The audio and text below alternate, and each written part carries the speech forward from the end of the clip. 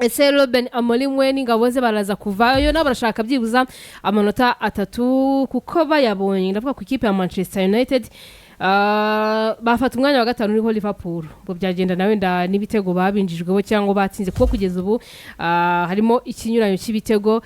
Man izigamye 4 Liverpool izigamye ibitego 3 mu gihe babona rero amanota 3 bafata umwanya wa gatanu byibuza n'abakuza amanota 29 ku gihe bitakunda byaba ari ibindi kuri Aston Villa iri ku mwanya wa gatatu n'amanota 33 iravayo cyangwa nitanga umuzana wa weekend Man ni match ikomeye cyane ifite amateka yuko match za Aston Villa izitwaramo neza ariko nanone utitaye ku mateka rero ko amakipe agaze kugeza ya magingo Aston Villa ni ikipe nziza muri championnat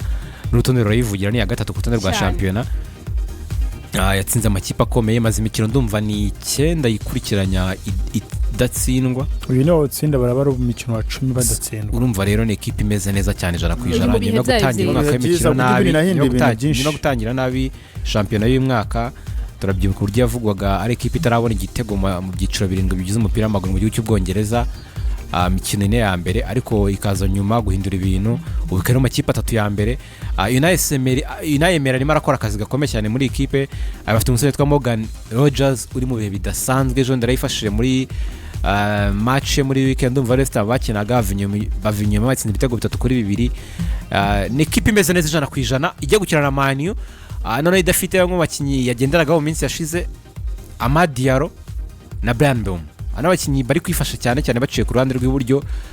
muri minsi cyane Diallo kubera ko hashize imikino nk'ine cyangwa 5 Bryan Mbeumo ari muri meforme bigaragara buri wese ariko ntekereza ko rugomba bakinyi nkanga kongera na Mazraoui yaragarutse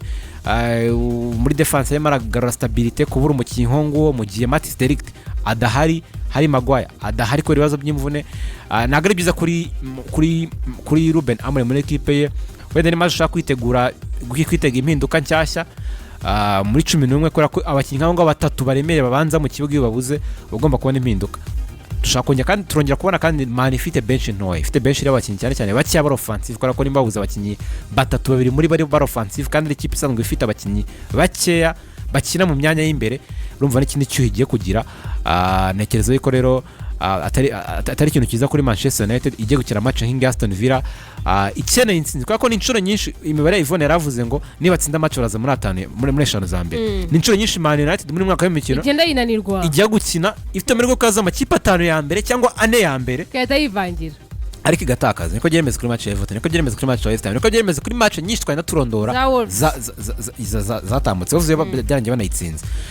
na match ya iheruka banganyije na Bournemouth bari kuba bagatana ariko baranganya byibuze bataba bagatandatu urumva ntekereza yuko bakeneye ikintu cyose kitari gutsindwa kugira ngo bagume kwizera ko byibuze bagoma hafi niba tsindiye umukino ntekereza ko araba ari indi message kuri ikipe ya Ruben Amorim yuko Man nubwo bavuga ngo ne equipe itameze neza birabitandukanye no kuri kwa karabe equipe iri mu makipe 5 ya mbere hejuru ya squad ifite ubona ko ijegera araba ari imibare itari mibi cyane ku mutoza nka Ruben Amorim hejuru umwaka mubi bagize umwaka w'imikino ishize nekereza ko rero ni match bagomba gutsinda ariko Aston Villa no opponent ukomeye cyane noneho baraza bari away yego barabari Villa Park kujya gutsindira Aston Villa ku kibuga cyayo ni match iri muri Yolande namugani ya wini iri kubara top 4 ni nicyo kintu cyane mirarwana nacyo Unai kiri kare kwa kirabizi ko n'itsindiye match agomba kwegera Man City na Arsenal ni ibintu bitaraza kuza kuyorohera ariko amahirwe Benjamin Sheshko naza kuba yagarutse ijana ku ijana kuri Manchester United kubera yuko match ize ya Bournemouth yinje mu kibuga simbe nyuma yo gukiruka imvune ubwo ndashaka kuza kubona abapemeka bakinisha Kunya na Mason Mount iri kwitwara neza muri iminsi cyane bakatakisha Benjamin Sheshko twongera kubona mediane ya Bruno Fernandes na Casemiro ariko nanone no kwibaza ngo araza kubona iminota ingahe Kobbie Mainoo ko n'umukinnyi aravugisha abantu benshi muri Manchester United kubera ko match zeruka yajya habwa iminota mike ntibyishimirwe n'abafana n'umukinnyi muri rusange bikavuga yuko no mu kwa mbere byanze bikunze azasohoka mu ikipe akaba ari umukinnyi yatangira no gutera pressure ikipe abinyujije muri brother wiwe bavuga yuko ngo ari we ngo Brian yarabizi kandi yarafite mu hare brother we Jordan ejo ndi kuri match ya Bournemouth ariko kivuga yambaye umupira w'inso ngo free Kobbie Mainoo ntabwo butebera Kobbie Mainoo bamurekure so nekereza yuko n'umukinnyi muri pressuring ikipe kugira ngo akinishwe cyangwa arekurwe ariko John Ruben Amorim mwo batozanye nishimira uburyo agana n'itangazamakuru nta kintu aciye ku ruhande akavuga ukuri kose guhari yavuze yuko Kobbie Mainoo atazigera yicara kuri bench kubera iyo jersey yambaye na mukuru wiwe atazigera kandi akina kubera ko iyo jezi yambaye navuga ngo yagaragazaga yuko nta icyemezo cyo gukina cyangwa cyo kudakina kuba mukuru yarahakinnye yaraje yambaye jezi itero tuvuge muri make ishyira pressure ku equipe nk'iyo muri kubona kuri ikintu cyane ntabwo bivuze ngo ntabwo Mainoo azakina kuko mukuru yavuze ntabwo bizahatiriza nano ikintu icyo aricyo cyose mu byemezo by'umutoza nibyo arakoze kutwunganira mu nyamfura Paul Kazimiro ubushize yabonye ikarita y'umuhondo ateza amakarita 5 ntabwo ari buze gukina match so dushaka kuza kubona Kobbie Mainoo akina umukino ntekereza yuko rero umwanya mwiza wo kuza gukina umukino wako Amorim biratakaje yuko icyemezo kitazashingira kuri brother yatangaje ku kibuga cyangwa yagaragaje dushaka kubona Kobbie Mainoo akina match anamutse nayikinnye ini match nziza yo kumukinnyi nk'uyu nguyu uvuga yuko ugaragaza yuko abaniwe atari guhabwa ubutabera bukwiriye uraza kugira match imwe konvenka ku buryo hatiriza umutoza yuko ubumwe exposure muvuze ngo match 5 nanyicaza azashaka ibyindi bisobanuro umukize mu ntambwe 18 kwa bivuga uvuze ngo muramwicaza azahabwa imijugujugu yose rero ntekereza ko ari match nziza yo gukina natanamukinisha nyina tukurwa kinishije ugarte imbere ya amahirwe menshi nuko aza gukoreshwa amahirwe menshi nuko aza gukinisha Kobbie Mainoo na Bruno Fernandes nubwo atari mediani kwiriye kubera yuko Bruno Fernandes na Kobbie Mainoo ni match Bruno Fernandes na Kobbie Mainoo barakina hagati mu kibuga babakina nta mu holding midfield uhari nta mukinyi ubusa nk'ari marafasha defense kugarira nta mukinyi nyine uri defensive mu hagati mu kibuga cya kandi buri kipe bikene umukinyi nk'uwo bose ni ba nimero 8 cyangwa Bruno akaba ari na nimero 10 by nature so nekeza yuko rero mu Bwongereza irabirya kipiroroshye rwose iyi musaze niza gutanga umunsi w'weekend wallahi no kipiroroshye Hidden Heaven muzenda kagarika nakwijeje look show uretse ko Eden Heaven Bruno Fernandes Eden Heaven match yagiye akina neza ahubwo kumukinisha cyari rimwe na Niyo mbona ngiye bidakwire ko nta mahitamo afite kwako hari Maguire na Direct mu gihe badahari ari mu gikombe cya Afrika uyu musore oya Mazraoui so ntekereza yuko nta mahitamo afite ndibaza bench afite defenseur ni Lisandro Martinez uzana wakina ku ruhande rw'imosa kenshi sinzi nimba yaza kumushyiramo urana ko Manchester City ifite ibyo cyane mu equipe ariko ne equipe rero yagiye itungurana igatsinda match it expectingwa urugero kuri match ya Crystal Palace kuri match ya Crystal Palace bamo Galojas bariya ibyo byaba ari bitangaza ariko ndi muri rusange mu equipe ubona gutya biragoye kubona Manchester City nta defense bari ibitego bibiri nuko ino kipe yoroshye none kuri defense sanzwe ifite ibibazo defense noneho isanzwe n'ubundi ari agasheke karaho ngaho ari agateja iroroshye cyane pe cyane ubwo rero ngiyi English Premier League munsi wa 17 abantu bajya muri comment kuri YouTube channel yacu mani iracyura cyangiragarira batubwire ko icyemezo negereje cyane Kobbie Mainoo aramukinisha hagati mu kibuga cyangwa arahitamo Ugarte arazanamo Mason Mount bimukanya ku isaha 10 nimero 3 araza gukinisha match kubera ko udafite Casemiro undi nimero 3 afite ninde Ugarte akaba yasamo ariko nawe uko agenda gake do ni gutya wasi no kugenda gake uretse n'ibyo kugenda gake ari muri kuvaza muri Man U n'umukinyi uri hasi cyane ntago tuzi Ugarte muri Paris Saint-Germain kuko tumubona muri Man U na rimwe n'amakuru de Telegraph Ruben Amorim ashobora guhindukiza mu ijambo akagaruka mu kenyero aba defenseur bane nyuma yuko yaramaze igihe akina aba defenseur batatu mu kenyero batatu batandatu umwe cyangwa se batatu babiri bane umwe mu mikenyero novuga ngo bigaragara ko yari yaranse kuva kwiziba avuga ati ivyanga bikunda abakinyi banje bagomba kuvyumva utavyumva zovamwo twizera amakuru ya The Telegraph ko Ruben Amorim yabagiye guhindura umukenyero ariko kandi yamwe yabagiye kuhindura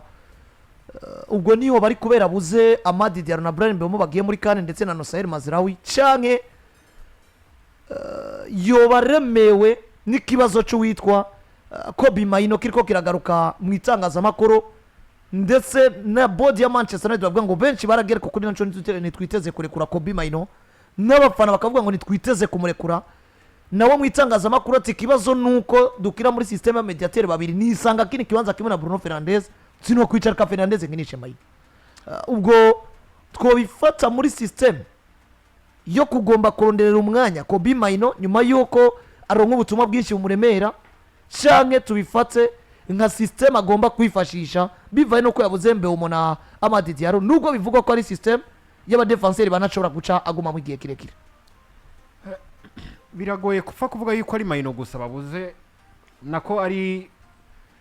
gushaka nako gushyiramo Mainoo gusa mu rukino nibyo ni rimwe mu mazina ariko aramuremera cyane gose mu biriko biravugwa hanze y'ikibuga ubuheruka nabonye umufrere we yaje yambaye agapira aravuga ngo free Kobbie Mainoo atirekura Mainoo yigiye Ruben Amorim yanakivuze ko mu itangazamakuru aravuga ngo sishobora kugihanira Mainoo kubera ko siwe yaje acambaye n'umumambere wa famille yaje acambaye ivyo nta nico bivuze atugera mufata nk'umufana agomba kuzana ivyo yiyumviriye kwibuka mugabo uko biri kose n'akantu kamwe kaza kinjira mu bintu byinshi bimaze kuvugwa muri equipe ya Manchester United kubera ko tumaze kubona Kobbie Mainoo nk'umukinyi mwiza iyo yinjiye mu kibuga cha Manchester United dusanzwe ufise abakinyi nivyo basana bariko baraperforminga neza basore bakazemiro ariko rimwe na rimwe usanga ubusaza bushobora kugira ikintu batangiriye gushikako hari kimwe mu cigwa gikomeye cyane ya Rose imbere ya equipe ya Banemafu ubwo yamwinjiza mu kibuga hasa n'ariko ratakara stability hagati mu kibuga ukabona ngo mu minota igira kuri 60 bari bamaze gutsindwa ibitsindo bitatu kuri bibiri vya Manchester United mugara avuga ngo reka nkuremo Kazemiro ninjize Mainoo ndabica ashobora kumfasha mu kibuga ukabona ngo vyaje gutanga umusaruro mwiza kubijanye na stability ndetse no gukina kuko Mainoo numwe mu bakinyi bafise quality uretse zo gukinisha gusa nakoze mu bijanye no kudefanda gusa numwe mu bakinyi ubona ngo arashobora gufasha equipe kunyarukana imipira mu busatirizi zino quality zifite n'abasore nk'aba Enzo nako nk'aba Moises Caicedo muri equipe ya Chelsea rero kumugira umukinnyi akiri mutazi neza ko atari umustar ariko ko ari irondeza ategerezwa gutanga byose mu kibuga ni bimwe bimeze nka chance zikomeye kuri equipe nka Manchester United ibikeneye abakinyi bafise umutima ahandi y'abakinyi bafise izo quality zo gukina basanzwe bahari mugabo abakinyi bafise umutima wo kwitanga mu kibuga ndetse no gukora ibishoboka byose kugira ngo equipe itsinde ugasanga n'abakinyi bake bivanye n'ubushobozi bafise ariko Kobbie Mainoo ukabona ngo imyaka afise n'ubushobozi bw'ivyo atanga bishobora gutanga umusaruro mwiza kuri equipe ya Manchester United ifise abakinyi nka Bruno Fernandes bakeneye nako kwisanzura hagati azi neza ngo ofisi umukinyi ariko arafasha mu bijanye no kuzibira reka nanje fasha abasatirizi mu bijanye no gusatira nivyo abuza abakinyi bakomakomeye kubura Brian Mbeho mukabura Madiaro agiye muri CAN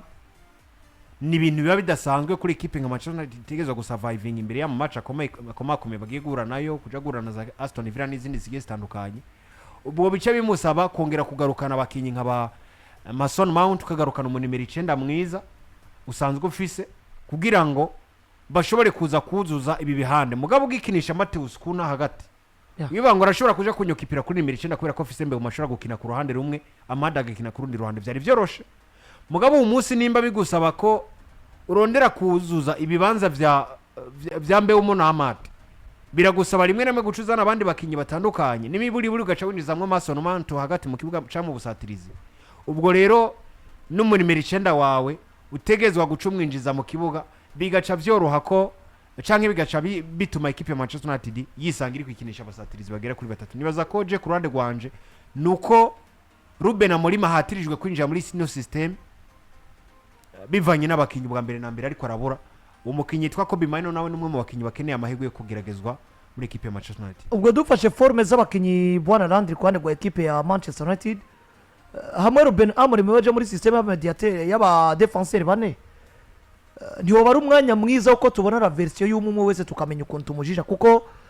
nkuna musaraba muri Manchester United babaje ati profile ya Dorguni yayi kuko hari uburyo ubona ino system y'aba mediateur babiri imbere yaho hari abakinyi bagera kuri bane harimo umukinyi umwe akina nk'umuraterale mugabo ubona ko ya performance cyane muri ino system bivaye n'ivyo atanga offensive ndavuga Diogo Dalot ugasanga Patrick Dorgu asubiriye Diogo Dalot muri system Dorgu ugasanga akina ibitandukanye n'ivyo Diogo Dalot atanga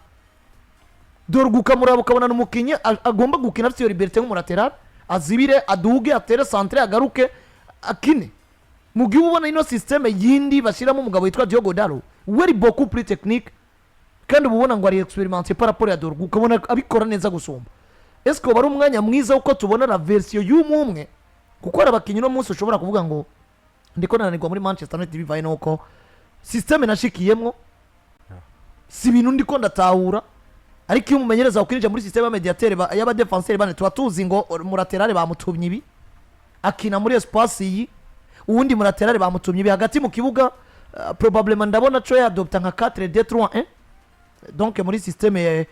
y'abakinyi bakina nk'abakasere babiri bakompletana kuko nubundi nivyo yasa nkuko ari mariko hano araza kuba aba oblige kwenseramo undi kuko byanga bikunda mu busatiriza agomba gukinisha abawinga nk'abawinga mediateur akina nk'umumediateur ari offensive umusatiriza akina nk'umusatiriza deja na defensive muri dufata nk'iyi match afise na Aston Villa match udafise de light udafise na Maguire hano no musore Even ategezwa ko atitire stable muri no match agomba kwisanga ari kumwe na Niyo